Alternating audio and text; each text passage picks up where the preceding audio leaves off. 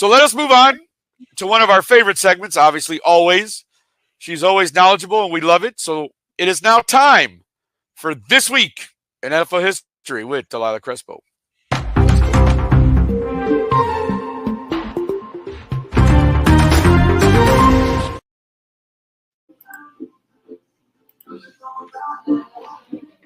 Hi, everybody. Delilah here with a Halloween special of This Week in NFL History. Because, Thursday's Halloween, so figured I'd start with that. Halloween NFL traditions. Halloween games have been a highlight since the early days of the NFL, with NFL players showing off both on and off the field. The 1988 Halloween Classic, Eric Dickerson of the Indianapolis Colts scored 4 touchdowns, and sorry, I'm going to say this, Tina, against the Denver Broncos, setting the record for the most points scored on Halloween. I'm just sharing the stats. And then we had Drew Brees. I don't know if people know, but Drew Brees did play for the Chargers before he went to New Orleans. So Drew Brees had a Halloween performance in 2004. Before joining the Saints, Brees had a standout Halloween game with the San Diego Chargers against the Oakland Raiders. He completed 22 of 25 passes for 285 yards and 5 touchdowns, reaching a passer rating of 153.1, just 5.2 points shy of perfection. So that was Drew Brees' amazing Halloween game with the Chargers. Bengals Halloween thriller in 2013. The Bengals last played Halloween on 2013. Well, they played again after that. Facing off against the Miami Dolphins in a nail-biting overtime game. Cameron Wake of the Dolphins clinched the win with a safety sack on the Bengals QB Andy Dalton. But a lot of people who saw the footage dispute that a sack even happened. And everybody thinks he just stepped back into the end zone. And then that's how the Dolphins won. So again, whatever you think, that's the video's there. Just look for the game. But anyways, that's how the Dolphins won that game. The Browns Halloween rivalry.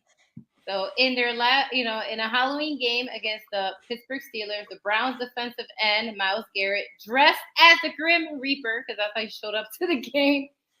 Remember, I think people remember this. Forgot about that. Yeah, 2021. Remember, he dressed up like the Grim Reaper and showed up, and because he showed up to the game, he put the name of every QB he had sacked on his cape. Y'all remember that? However, despite the costumes and his efforts, the Browns lost that game 10-15.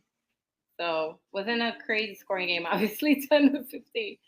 But the Grim Reaper cape didn't work for him in that Halloween game, unfortunately. And Halloween 2022, again, the Browns, somehow they wind up a few times on these Halloween Thursday night games. So in 2022, the Browns dominated the Bengals, ending with a 32-13 victory. I think you guys remember that. They really did dominate that game. 32-13 victory, showcasing a well-rounded performance across the offense, defense, and special teams. They just dominated that whole game. They just beat up, on the Bengals and won 32-13. The last Halloween game that was played before the one that's coming up in a couple days, was in 22. Again, it's a Cleveland Browns game, but this time they actually won. So they won this game. So the Cleveland Browns showcased a complete performance there, and they, oh no, I repeated the same. I'm sorry, same thing. I'm just sharing that Nick Chubb had 2 touchdowns that game. Sorry about that. And then Thursday, this is our upcoming game, and it's Texans at Jets. So who knows what happens?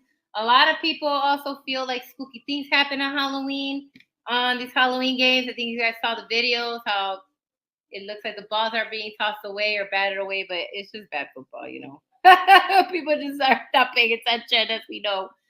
So Thursday, the next Halloween game is Texans at Jets. So who knows what's going to happen that game, and if we see some cool stuff come out of it. And that is your Halloween NFL games encapsulated. Hope you enjoy some of those tidbits.